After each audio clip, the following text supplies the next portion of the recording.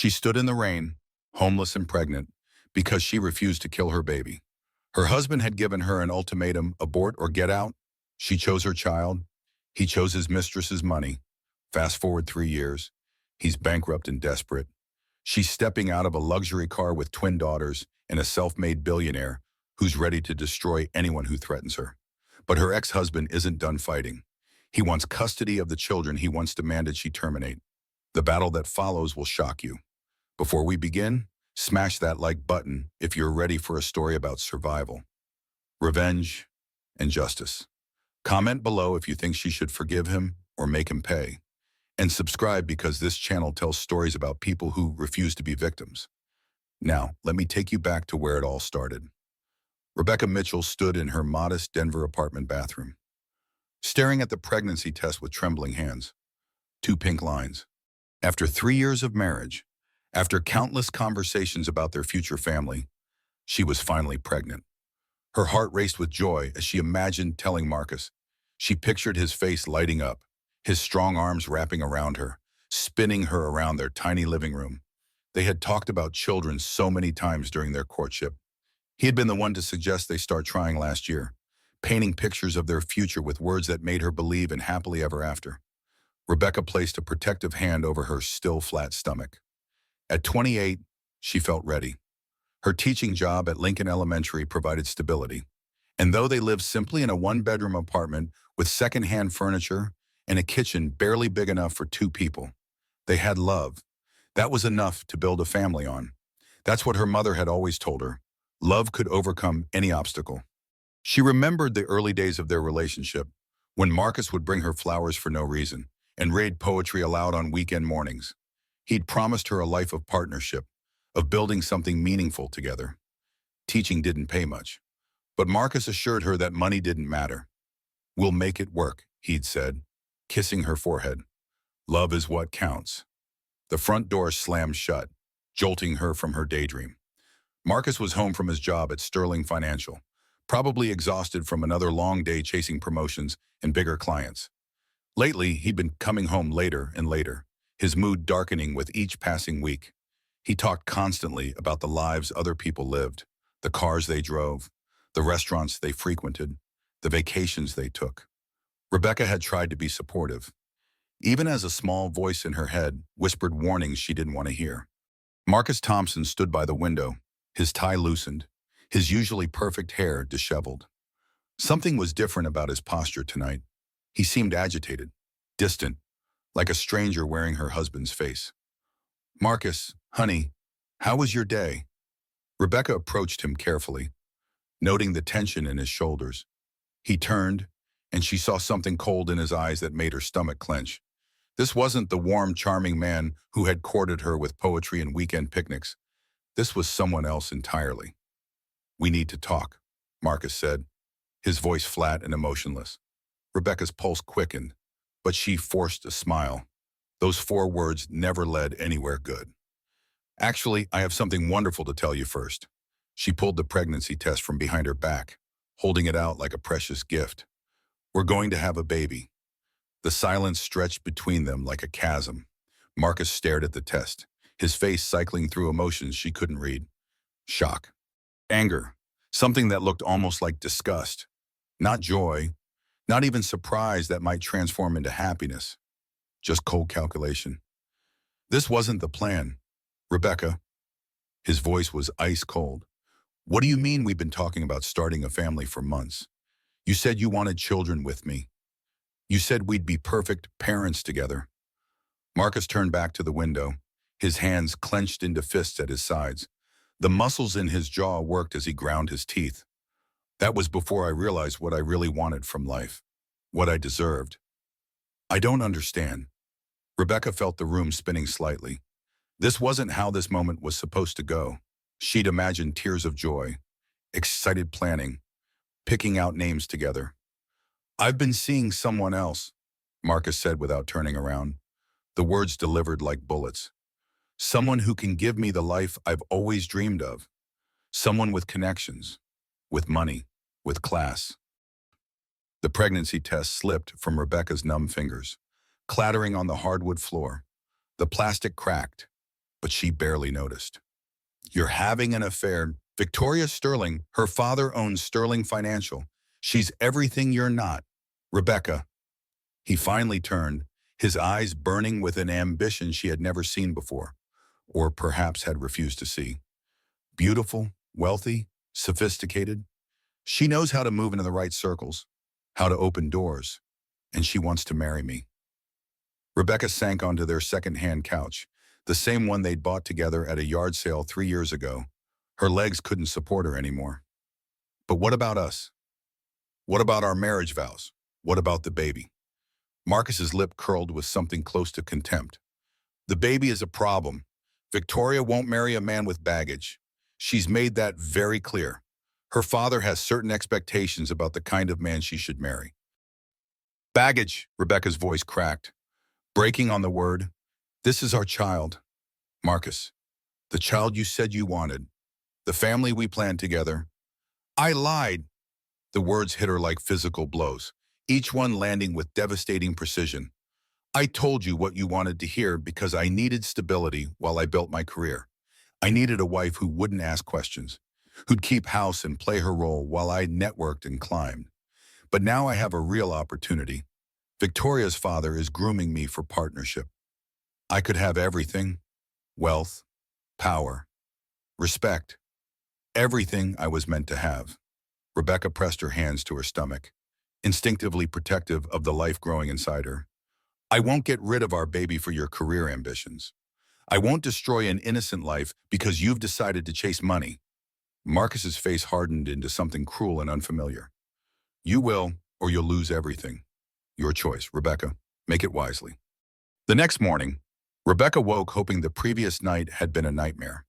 One of those stress dreams that felt real until consciousness returned and washed it away. But Marcus's side of the bed was empty, his pillow cold. She found him in the kitchen, dressed in his best of what he saw, the charcoal gray one he saved for important meetings, sipping coffee as if nothing had changed. The normalcy of the scene made everything worse somehow, as if he'd asked her to destroy their child with the same casualness other people might discuss weekend plans. Marcus, please, let's talk about this rationally. Rebecca began, her voice hoarse from crying. Her eyes were swollen, her throat raw. She'd spent most of the night on the bathroom floor, alternating between sobbing and being sick. He didn't look up from his phone, scrolling through messages with the focused attention he once gave her. I've made an appointment for you at a clinic downtown. 2 o'clock today. The receptionist knows you're coming. I'm not going. The words came out stronger than she felt. Marcus finally met her eyes, and the coldness there made her shiver despite her flannel robe. Yes, you are, because if you don't, I'll make sure you regret it for the rest of your miserable life. What's that supposed to mean? But even as she asked, Rebecca felt fear crawling up her spine. He set down his phone deliberately, giving her his full attention in a way that was somehow more threatening than his previous indifference. You think your little teaching mom is secure one call to the school board and about your unstable mental state, your drinking problem, your violent outbursts at home, and you'll be unemployed by the end of the week. And good luck finding another position with that kind of reference following you around. Rebecca stared at him in horror, seeing a stranger where her husband should be. You would lie about me, destroy my career, everything I've worked for. I would do whatever it takes to protect my future, our future, if you're smart enough to see reason and get on board with us. There is no our future if you're leaving me for another woman. Her voice rose, desperation making her loud. Marcus stood, straightening at his tie with practiced precision, checking his reflection in the microwave door. Who said anything about leaving Victoria, and I have discussed this thoroughly. You can stay married to me as a convenient arrangement. You'll keep house, play the dutiful wife in public when necessary, and I'll continue to support you financially. Many successful men have such arrangements. It's quite common in certain circles. The audacity of his proposal left Rebecca speechless. He wanted her to abort their child, accept his adultery, and live as some kind of servant in her own marriage, a prop in the successful life he was building with another woman. You're insane if you think I'll agree to that. Completely insane. Then you'll have nothing. Marcus picked up his briefcase, the leather one Victoria had given him last month. Rebecca realized that now. The apartment lease is in my name. Your car is in my name. Even your credit cards are attached to my accounts. Without me, Rebecca, you're nothing. A teacher making $35,000 a year. You'll be living in some rat hole apartment, barely making rent, definitely unable to afford a child. He moved toward the door, then paused, delivering his final blow with calculated precision. The appointment is at 2. Don't disappoint me. Rebecca, you really won't like the consequences if you do. After he left, Rebecca collapsed at the kitchen table, her head in her hands. How had she been so blind? The signs had been there, the late nights, the new clothes, the way he'd stopped touching her months ago. She'd explained it all away, made excuses, convinced herself it was just work stress. The man she thought she knew, the man she had fallen in love with, had never existed. He had been playing a role, wearing a mask, waiting for his real opportunity to present itself. And now that opportunity had a name, Victoria Sterling. Her phone buzzed with a text from her colleague Amanda Foster. Coffee after school, you look like you need to talk. Saw you in the parking lot yesterday and you seemed upset. Rebecca had been hiding her troubles from her friends, too ashamed to admit her marriage was falling apart, too embarrassed to confess that the perfect relationship everyone had envied was built on lies. But Amanda had always been perceptive, had always seen through Rebecca's forced smiles. Maybe it was time to confide in someone. Maybe she couldn't do this alone anymore. At Lincoln Elementary, Rebecca tried to focus on her 5th grade students, but her mind kept drifting to the appointment Marcus had made. Every time she looked at the children's eager faces, Tyler with his crooked glasses, Madison with her gap-toothed smile, Carlos who struggled with reading but never gave up, she thought about the life growing inside her. How could she destroy something so innocent for a man who clearly felt nothing for her? How could she let Marcus's ambition murder her child during lunch break, sitting in her classroom while children played outside? Rebecca called the clinic and canceled the appointment. Her hands shook as she pressed the buttons, but her voice was steady. I won't be needing that appointment after all. She told the receptionist, are you sure Mr. Thompson was very insistent that, I'm sure, please remove me from your schedule. When Marcus came home that evening, his first words were delivered before he'd even fully entered the apartment. How did it go? I didn't go. Rebecca stood in the kitchen, her hands gripping the counter for support. His face darkened like a storm cloud, red creeping up his neck. What did you say? I canceled the appointment. I'm keeping our baby. Marcus, with or without you. These children will be born. The slap came so fast Rebecca didn't see it coming. Rebecca woke to the sound of voices in the living room. Unfamiliar laughter mixed with Marcus's deeper tones. She checked the clock, 7:30 in the morning.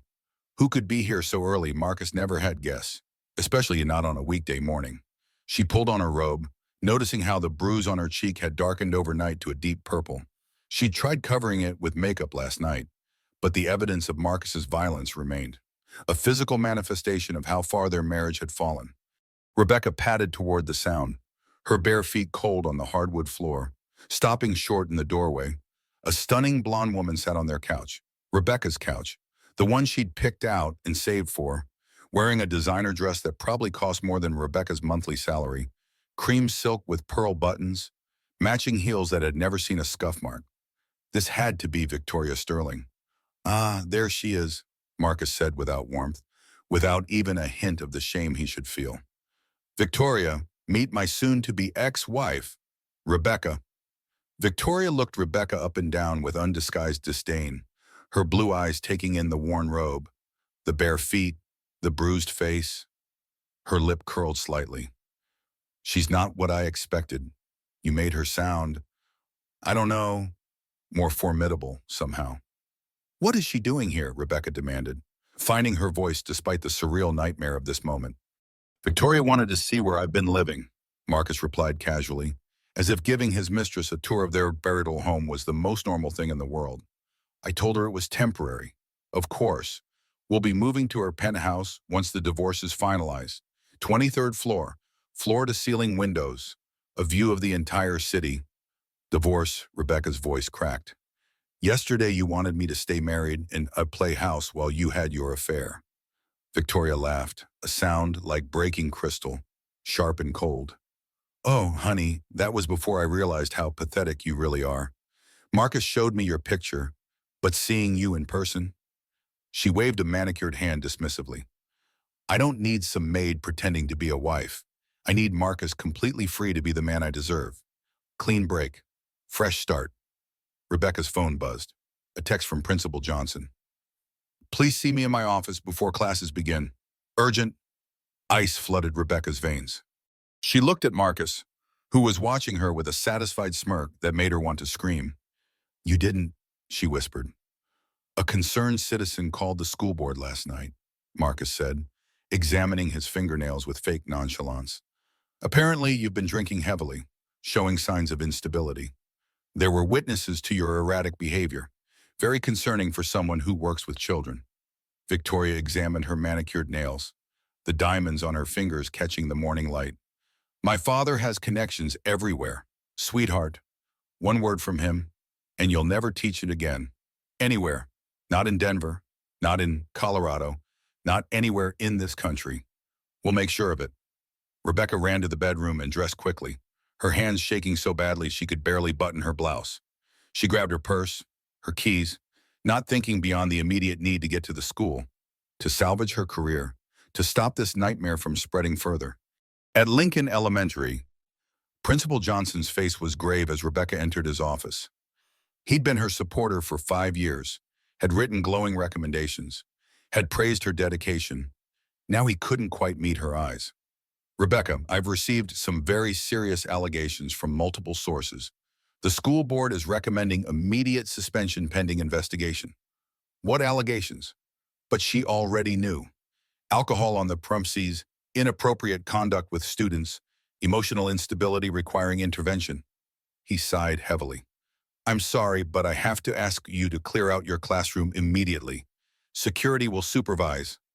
Rebecca's world collapsed as she packed her teaching supplies into boxes while her students watched from the hallway, confused and upset.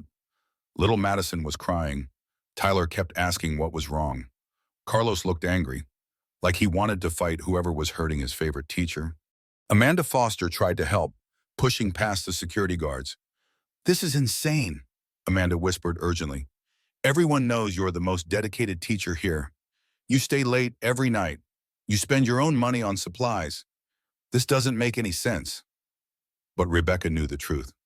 Marcus had made good on his threat with terrifying efficiency. When she returned home 3 hours later, her arms full of boxes containing 5 years of her teaching life, she found her belongings in garbage bags on the front porch.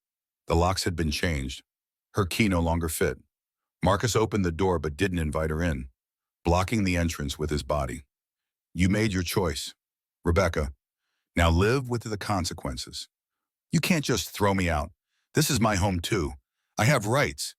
Check the lease. It's in my name only. You have no legal right to be here. You're actually trespassing right now.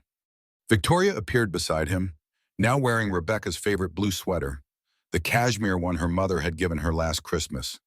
Don't be dramatic, darling. Marcus is being generous.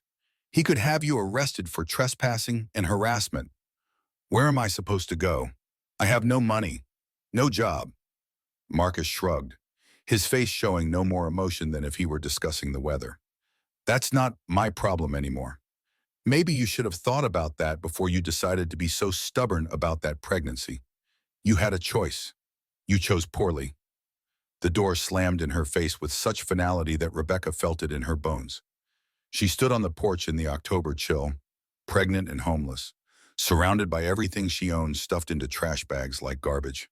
Neighbors peered from their windows, but no one offered help. Marcus had probably told them she was dangerous, unstable, possibly violent. 3 weeks at the shelter had taught Rebecca harsh lessons about survival. She learned which bathroom stalls had working locks, which women would steal your belongings if you weren't careful, and how to make a single cup of free coffee last 2 hours at the McDonald's down the street. The shelter itself was a converted warehouse on the edge of Denver's industrial district, paint peeled from water-stained walls, and the heating system worked intermittently at best. Rebecca shared a dormitory room with 15 other women, their stories whispered in the darkness. Addiction, abuse, mental illness, bad luck.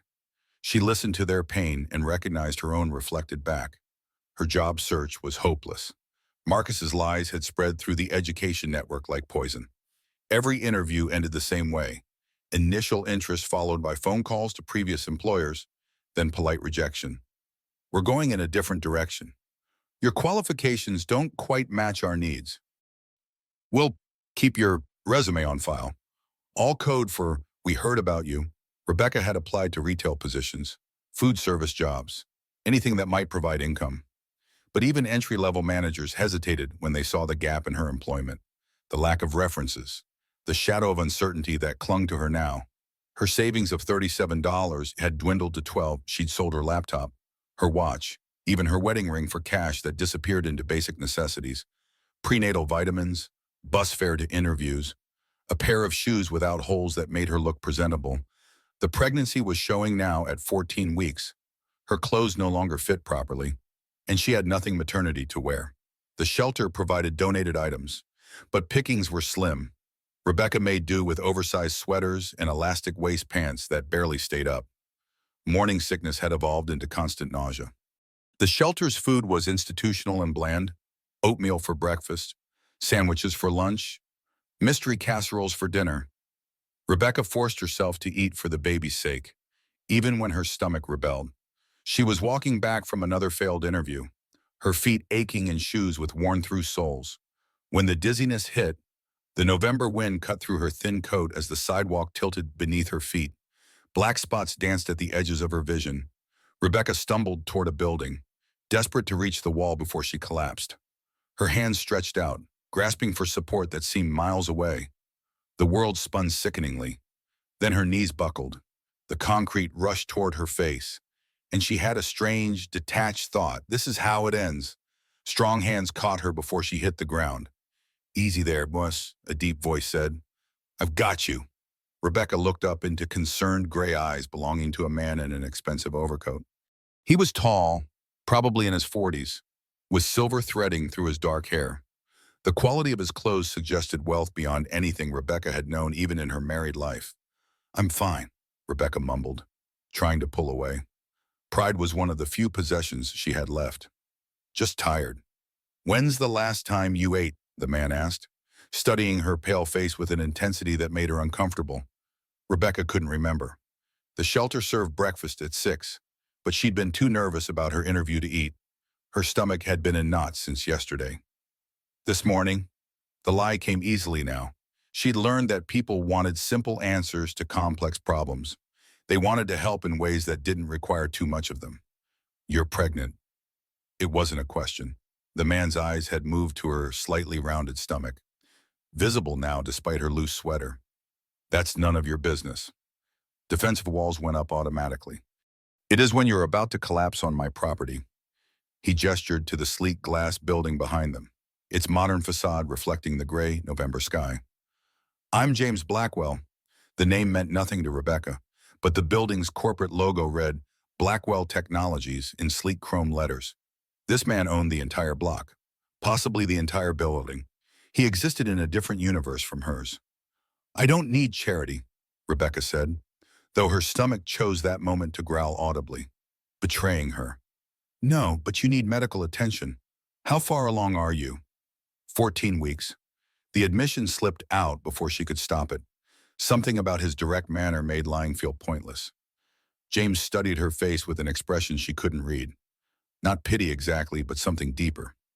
Recognition, perhaps, as if he saw past her shabby clothes in desperate circumstances to something worth saving. "Come inside. There's a medical clinic on the 15th floor for employees. I can't pay for a doctor." The words tasted like failure. "I didn't ask if you could pay." Something in his tone brooked no argument. Rebecca was too weak, too dizzy, too tired of fighting to resist as he guided her into the building's marble lobby. The warmth hit her like a physical blow after the November cold. Her legs trembled as they crossed the gleaming floor. Other people in business attire gave them curious looks: the impeccably dressed executive and the pregnant woman in threadbare clothes. Rebecca felt their judgment like needles against her skin. The elevator ride passed in silence. Rebecca acutely aware of how she must look beside this impeccably dressed stranger. She caught her reflection in the polished elevator doors. Hollow cheeks, dull hair, clothes hanging loose on her shrinking frame. She looked like exactly what she was desperate. The clinic was pristine, all white walls and expensive equipment that looked like it belonged in a science fiction movie. The doctor, a kind woman with warm brown eyes named Dr. Martinez, checked Rebecca's vital signs with professional concern. "You're dehydrated and malnourished," Martinez told James quietly in the corner, though Rebecca could hear every word from the examination table. "The baby appears healthy for now, but if this continues, we're looking at serious complications. Premature birth, developmental issues, possibly worse." "It won't continue," James said firmly, his voice carrying absolute certainty. Dr. Martinez gave Rebecca prenatal vitamins, a protein shake, and a lecture about the importance of proper nutrition during pregnancy. She scheduled a follow-up appointment for the next week and handed Rebecca several pamphlets about prenatal care. After the examination, James walked Rebecca to the elevator.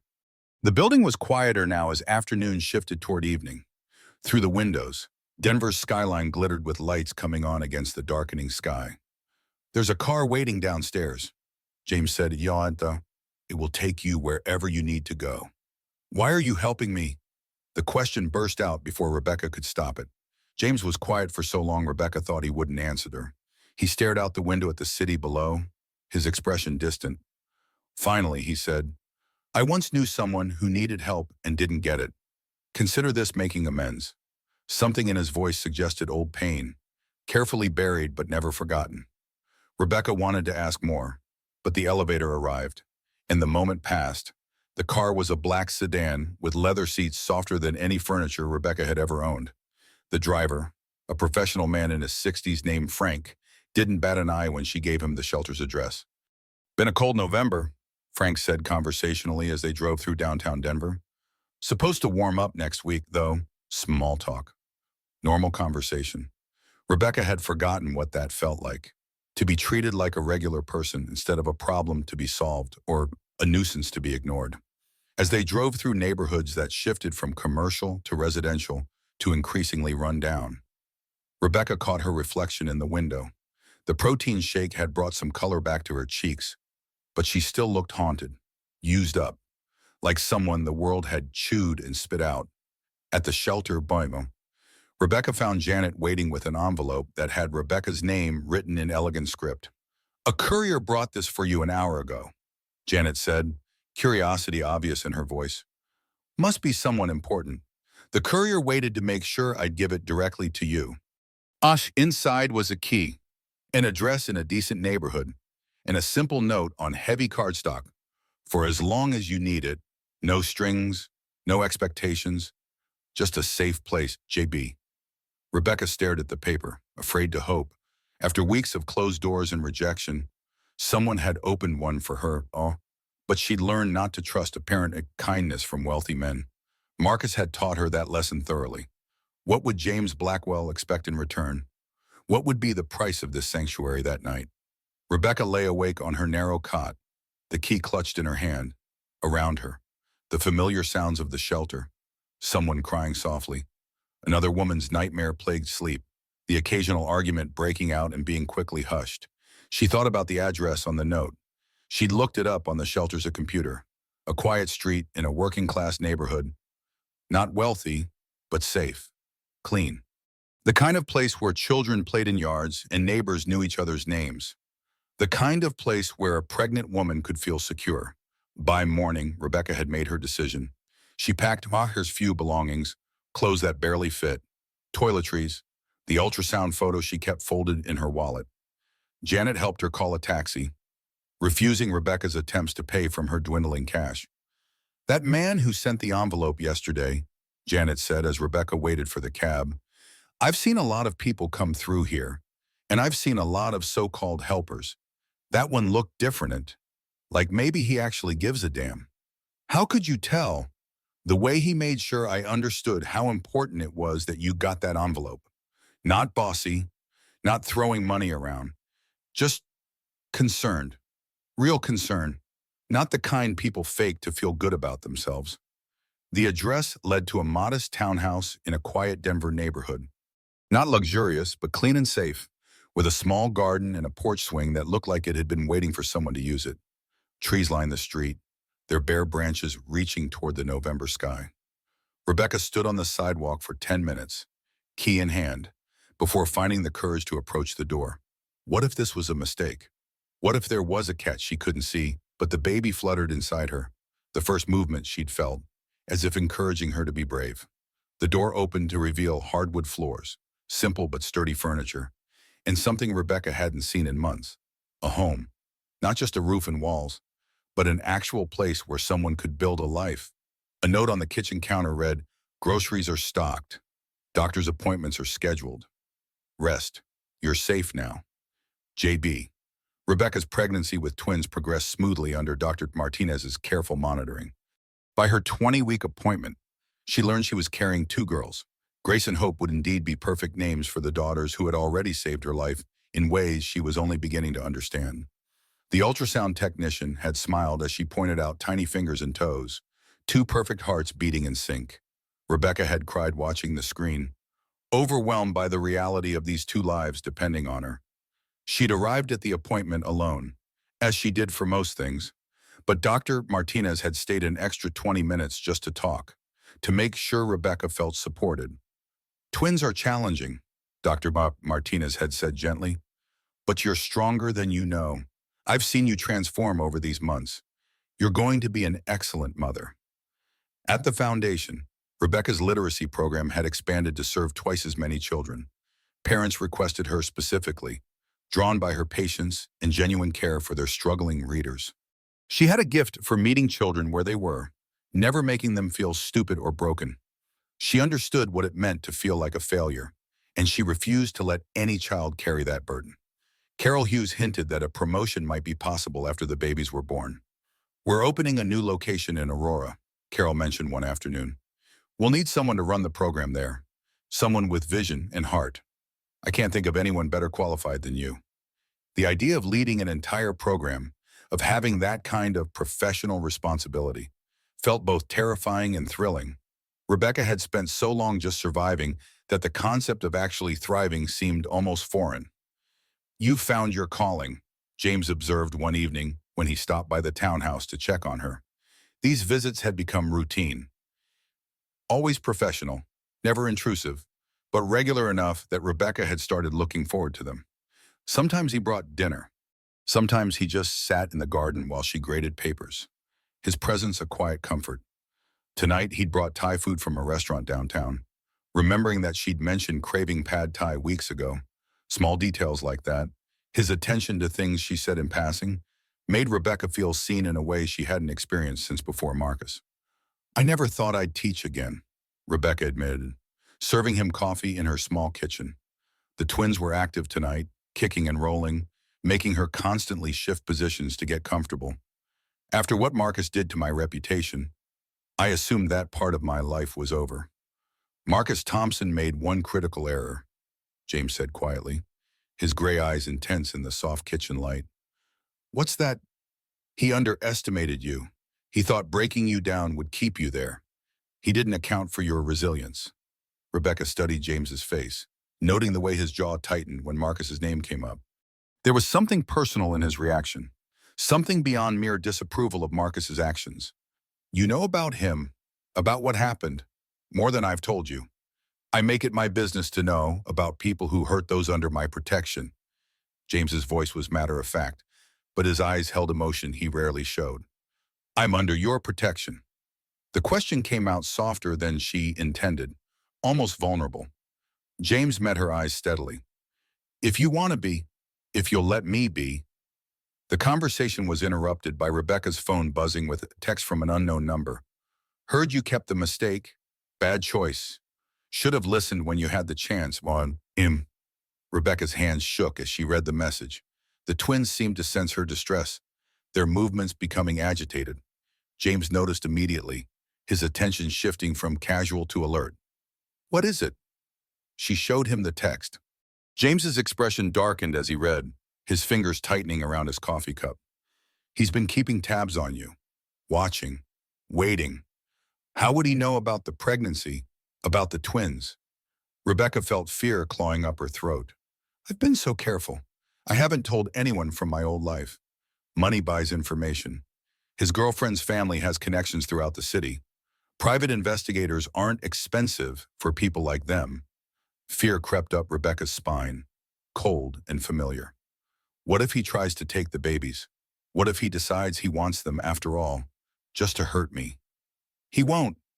James's voice carried absolute certainty, the same tone he probably used in boardrooms when making million-dollar decisions. I'll make sure of it. You can't promise that. He has resources now through Victoria's family. Lawyers, money, influence. And I have more. James leaned forward, his intensity almost overwhelming. Rebecca, I want you to understand something. Marcus Thompson is playing in the minor leagues. He's borrowed power, reflected glory from his girlfriend's family. I built my empire from nothing. There's a difference between inherited influence and earned power. He should have thought about that before threatening you. That night, after James left, Rebecca couldn't sleep. She walked through the townhouse, checking locks, pulling curtains closed. The safety she'd found felt suddenly fragile, as temporary as everything else in her life had been. She stood in the nursery James had helped her set up, looking at the 2 cribs, the carefully organized baby clothes, the books she'd already started collecting. What if Marcus could take all this away? What if his text was just the beginning of a new campaign to destroy her? The twins kicked hard, as if reminding her they were there, that they were counting on her to be strong. Rebecca placed her hands on her swollen belly and made them a promise in the darkness. No one will take you from me, no matter what he threatens, no matter what he tries. You're mine. I'll fight for you with everything I have. But even as she whispered the words, she wondered if everything she had would be enough. The next morning brought worse news. Carol Hughes called Rebecca into her office with a tone that made Rebecca's stomach drop even before she heard the words. Someone's been asking questions about you, Carol said, her usual warm demeanor replaced by controlled anger. About the foundation, your background, your pregnancy. Our donors are getting calls suggesting you're unstable, possibly dangerous to the children. Rebecca sank into the chair across from Carol's desk. It's starting again. What's starting? Rebecca explained about Marcus's campaign against her teaching career, how he'd systematically destroyed her reputation at Lincoln Elementary. Carol listened with growing outrage, her hands clenched on her desk. He can't destroy your reputation twice, Carol said firmly. We'll fight this. I'll contact our board, our legal team. No, Rebecca stood abruptly. I won't let Marcus destroy the foundation because of me. I'm resigning effective immediately. Absolutely not. Sit down, Rebecca. But Rebecca was already gathering her things, tears streaming down her face. You don't understand, hey boy. He won't stop until he's ruined everything I touch. I can't let him hurt these children, hurt this program. It's better if I just go. When James arrived that afternoon, summoned by Carol's urgent call, he found Rebecca packing her desk, her movements mechanical and defeated. Going somewhere. I'm resigning. I won't let Marcus destroy the foundation because of me. Sit down. James's tone brooked no argument. Marcus Thompson wants you to run. Every time you do, you give him more power over your life. I don't have a choice. He has money, connections, influence. I have nothing. You have me. The simple statement hung in the air between them. James continued before Rebecca could respond. Thompson thinks he's playing a game he can't lose, but he's never played against someone with more resources than his girlfriend's family. He's never faced someone who actually cares about the outcome. What are you saying? I'm saying Marcus Thompson just declared war on the wrong person. James made several phone calls from Rebecca's office, his voice low and commanding. When he finished, he turned back to her. Your job is secure, dear femme. The donation campaign against us ends today, and Mr. Thompson is about to learn what real consequences look like. James, I can't let you fight my battles. You're not letting me do anything. I'm choosing to act because someone I respect is being threatened. He paused, then continued more quietly. I had a sister once, younger than me by 5 years. Her name was Sarah. Rebecca sat very still, sensing the importance of what he was about to share. She got pregnant at 19. The father was older, married, powerful. He demanded she get an abortion. When she refused, he destroyed her, got her fired, blacklisted her, made sure she had nowhere to turn. James's voice was steady, but his eyes held old pain. I was 25, building my first company, too focused on my own ambitions to pay attention to her calls for help. By the time I realized how much trouble she was in, it was too late. She died in a shelter, alone and afraid, during childbirth. The baby died with her, a little girl Sarah had planned to name Hope. Rebecca's heart clenched at the pain in his voice. That's why you helped me. That's why I'll keep helping you, and why Marcus Thompson's harassment ends now. I couldn't save Sarah, but I can damn well save you. Rebecca gave birth to Grace and Hope on a snowy February morning. Both girls arrived healthy and strong, their cries filling the delivery room with the sound of pure life. As she held them for the first time, Rebecca felt a completeness she'd never imagined possible. James arrived at the hospital that afternoon with flowers and a gift, matching silver bracelets engraved with the babies' names. They're beautiful, he said softly, watching Grace sleep in Rebecca's arms while Hope nestled in the bedside bassinet. They're mine, Rebecca replied, wonder still evident in her voice. No matter what happens, they're mine. The first 3 years passed in a blur of sleepless nights, first words, and tiny triumphs. Rebecca returned to work part-time when the twins were 6 months old, and James arranged for a nanny to help during the day. The townhouse became truly home, filled with toys, laughter, and the organized chaos of raising toddlers. Rebecca rarely thought about Marcus anymore.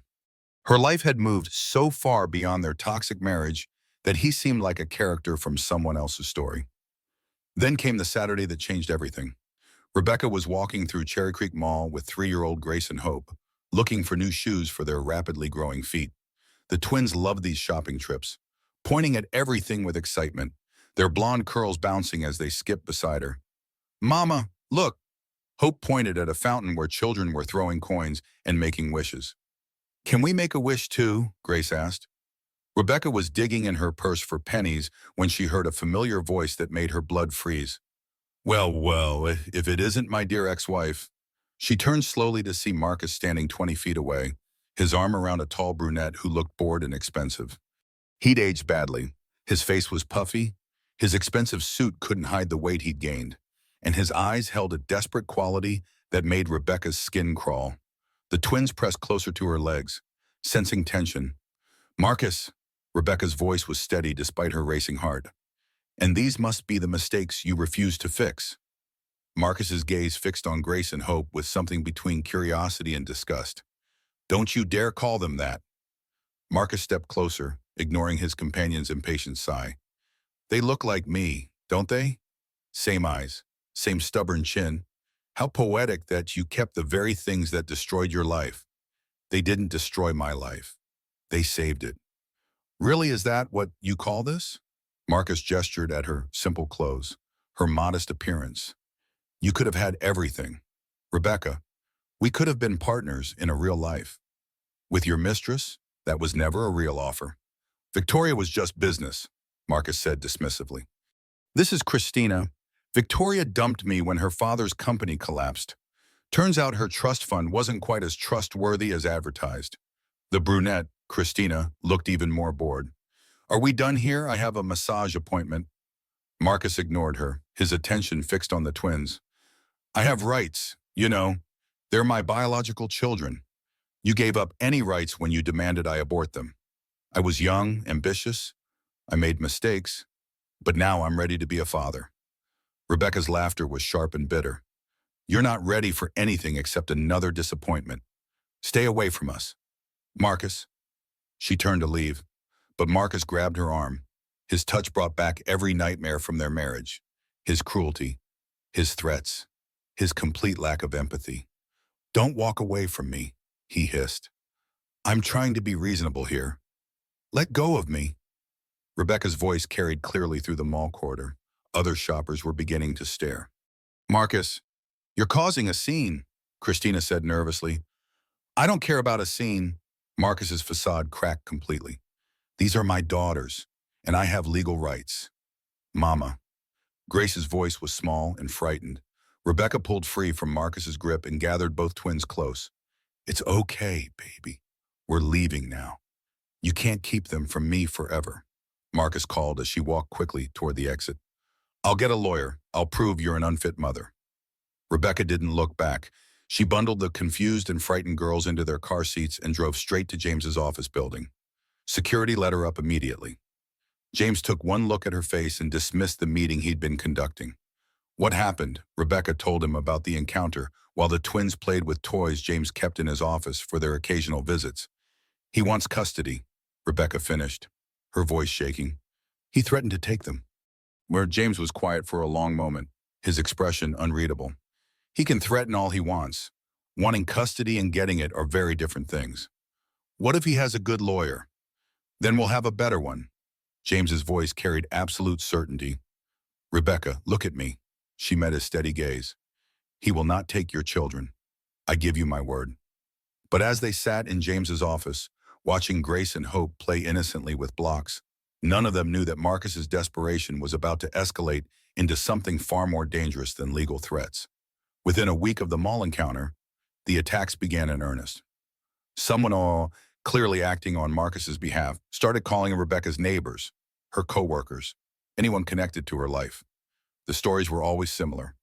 Rebecca was mentally unstable, possibly dangerous. She'd abandoned her husband and was now manipulating a wealthy benefactor. The twins weren't being properly cared for. Carol Hughes called Rebecca into her office on a Wednesday morning, her face troubled.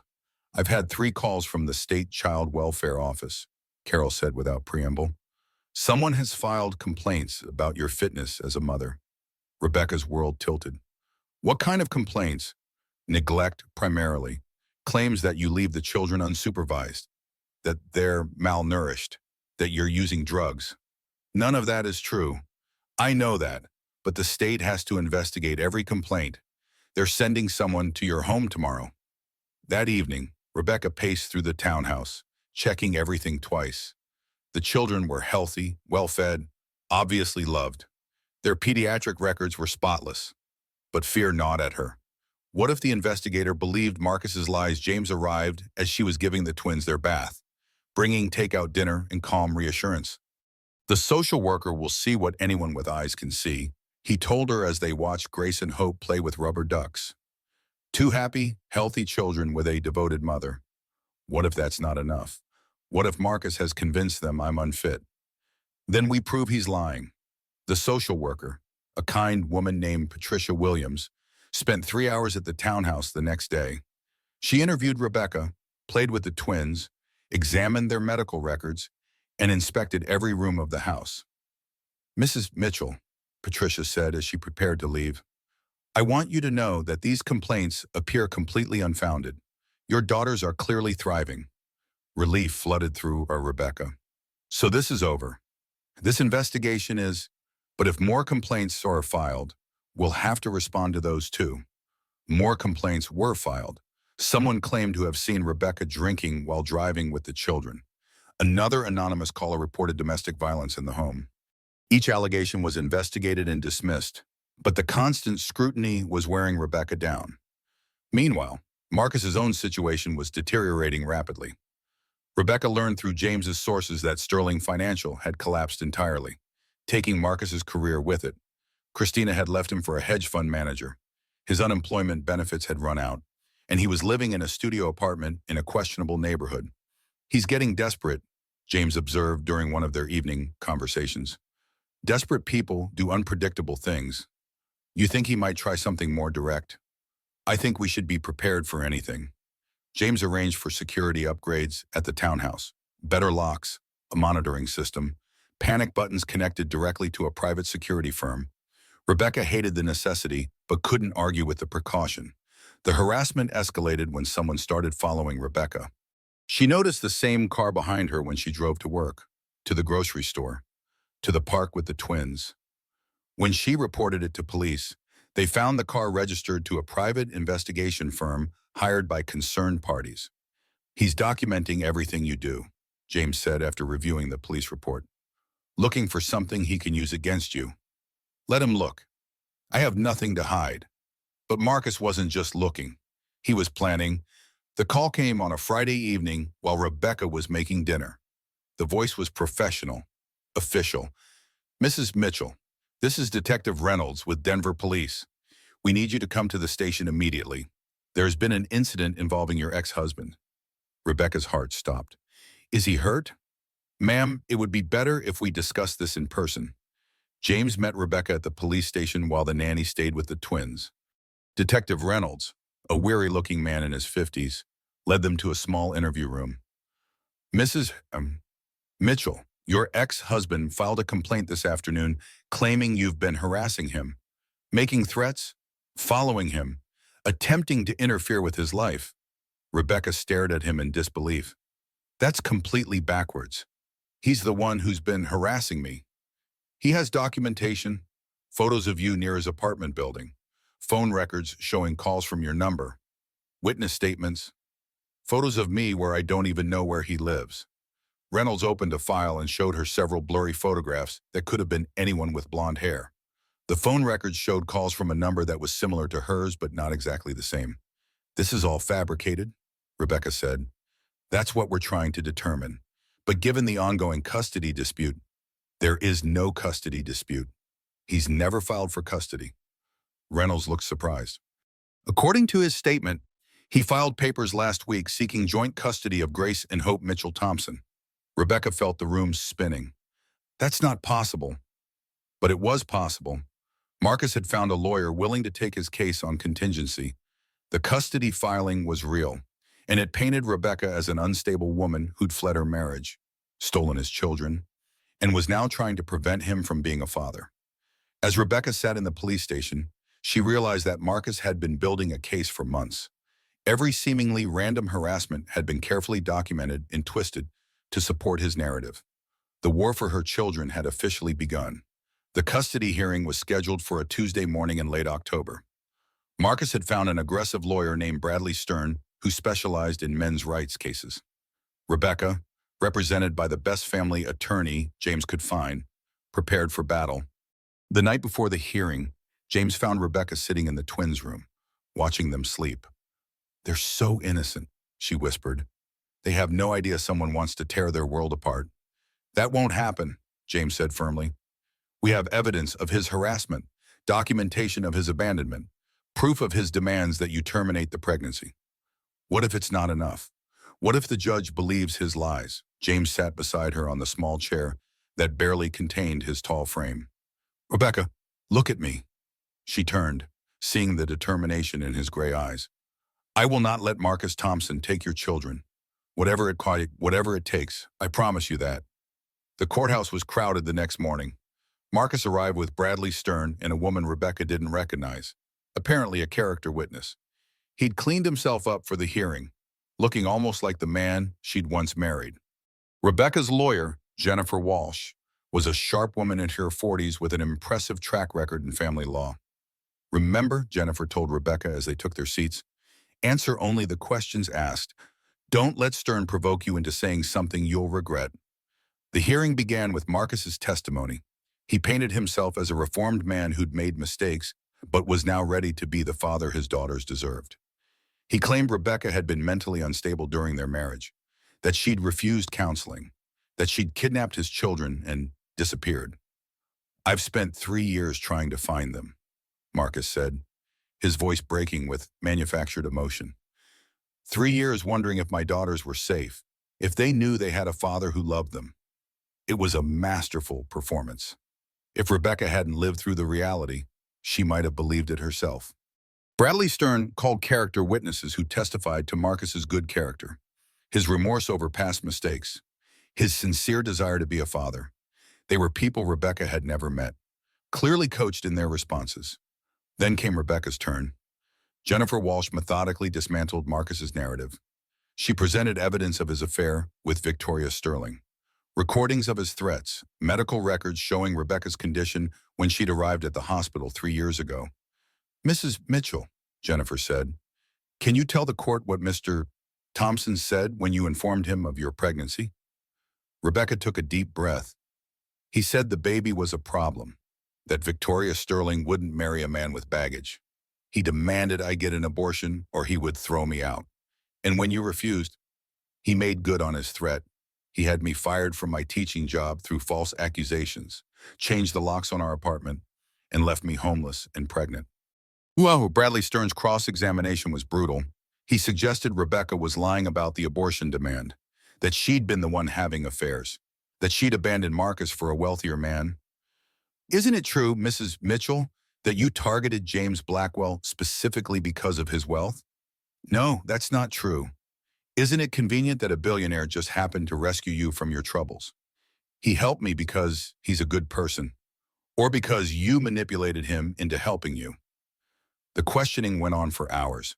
Rebecca felt like she was being torn apart piece by piece, her every motive questioned, her every decision scrutinized. Then Jennifer Walsh called James to testify. James took the stand with calm authority. His testimony was devastating to Marcus's case. I helped Rebecca Mitchell because I witnessed her collapse from malnutrition while pregnant, James said clearly. She was a victim of domestic abuse who needed assistance, not a manipulator seeking financial gain. Stern tried to shake James's testimony, suggesting he'd been deceived by Rebecca, but James's credibility was unassailable.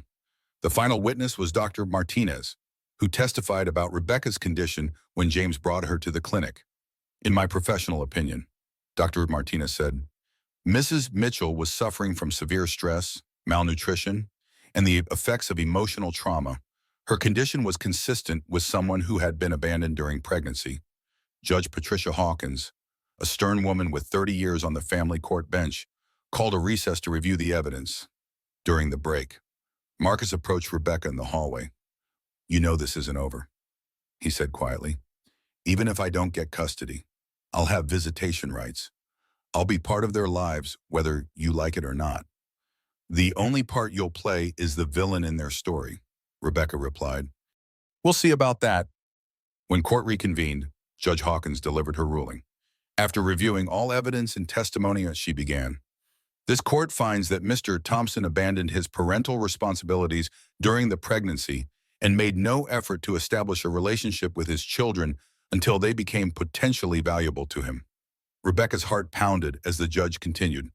Furthermore, the evidence suggests that Mr. Thompson's current custody petition is motivated not by genuine parental concern, but by a desire to punish his ex-wife for rebuilding her life successfully. Judge Hawkins looked directly at Marcus. Mr. Thompson, your conduct during and after your marriage was reprehensible. You cannot abandon children at their most vulnerable moment and then claim parental rights when it suits your purposes. The gavel came down with finality. Custody petition denied. No visitation rights granted. This court finds that contact with Mr. Thompson would not be in the best interests of these children. Rebecca collapsed into her chair, tears streaming down her face. She'd won. Grace and Hope were safe. 6 months after the custody hearing, Rebecca stood in the garden behind the townhouse, watching Grace and Hope play on the swing set James had installed for their 4th birthday. The spring air was warm with promise, and both girls were chattering about starting preschool in the fall. The trauma of the custody battle had faded into memory.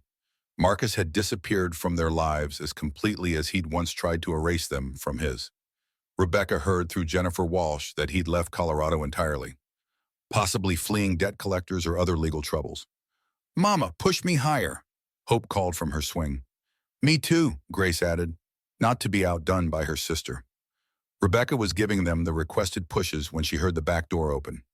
James stepped into the garden, still wearing his business suit, but with his tie loosened and his jacket slung over his shoulder. How are my favorite girls today? He called out. Uncle James. Both twins abandoned their swings to run to him. Their faces bright with joy, James scooped them both up, one in each arm, spinning them around until they dissolved into giggles.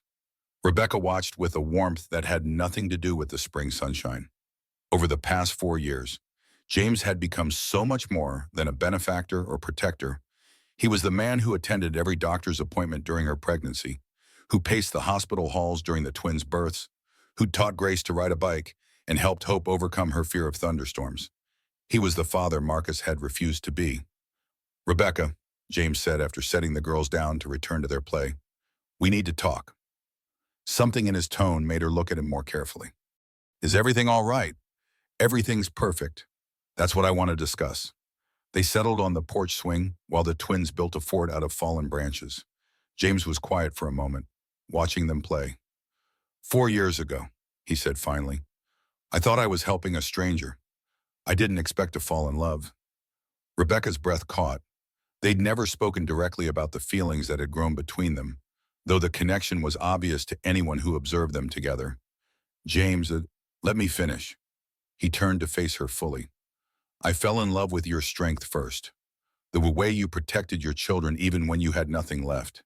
Then I fell in love with your kindness, your intelligence, the way you light up when you talk about teaching. He reached into his jacket pocket and pulled out a small velvet box. I fell in love with the family we've become together, even though we never officially acknowledged it. Rebecca stared at the box, her heart pounding. Rebecca Mitchell, will you marry me? Will you let me officially become the father I've been trying to be to Grace and Hope? Will you let us be a real family? Tears spilled down Rebecca's cheeks as she looked at this man who had saved her life in every way that mattered. He'd given her shelter when she was homeless, work when she was desperate, protection when she was threatened, and love when she thought she'd never trust again. Yes, she whispered, then louder. Yes, James slipped the ring onto her finger, a simple solitaire that caught the afternoon light like captured sunlight. Girls, he called to Grace and Hope, come here. We have something to tell you. The twins ran over, curious about the tears on Rebecca's face and the strange brightness in James's expression. How would you feel about calling me Daddy instead of Uncle James? He asked gently. Grace and Hope looked at each other with the wordless communication only twins possessed, then launched themselves at James with shouts of joy. Really, you'll be our real daddy? Hope asked. I've been your real daddy in every way that counts, James replied, holding them close. Now it will just be official. They were married 3 months later in the small church where Rebecca had once prayed for strength during her darkest nights. Grace and Hope served as flower girls, walking down the aisle in matching yellow dresses, gathering rose petals and beaming with pride. As Rebecca walked toward James, she thought about the journey that had brought her to this moment. The woman who had once cowered before Marcus's cruelty was gone, replaced by someone stronger, more confident, more whole. During their vows, James promised to love and protect not just Rebecca, but Grace and Hope as well. When he officially adopted the twins 6 months later, they became Grace and Hope Blackwell, children who would never doubt their worth or their father's love. At the adoption ceremony, Judge Hawkins smiled as she signed the final papers. It's not often this court gets to witness such a clear, happy ending, she said. Rebecca disagreed gently. It's not an ending, Your Honor. It's a beginning. 5 years later, as Rebecca watched her daughters play in the backyard of their new house, a real family home with space for everyone to grow, she reflected on the truth of those words. She'd learned that survival wasn't about enduring pain, but about transforming it into strength. That love wasn't about possession or control, but about protection and support. That family wasn't defined by biology, but by choice and commitment. Marcus had tried to destroy her for refusing to destroy their children. Instead, she'd built something beautiful from the ashes of his cruelty. Grace and Hope were growing up confident and loved, knowing they had a father who'd chosen them completely and a mother who'd fought for them from their very first heartbeat. Sometimes Rebecca wondered what had become of Marcus, but the curiosity never lasted long. His absence from their lives was the greatest gift he'd ever given them. As James called the family in for dinner and Grace and Hope raced toward the house, chattering about their day at school, Rebecca felt the deep satisfaction of a life well lived. She'd started as a victim, become a survivor, and ended up exactly where she belonged. Home. The woman who'd once stood on a porch in a thunderstorm, homeless and pregnant, had found her way to sunshine, and she would never take that light for granted again.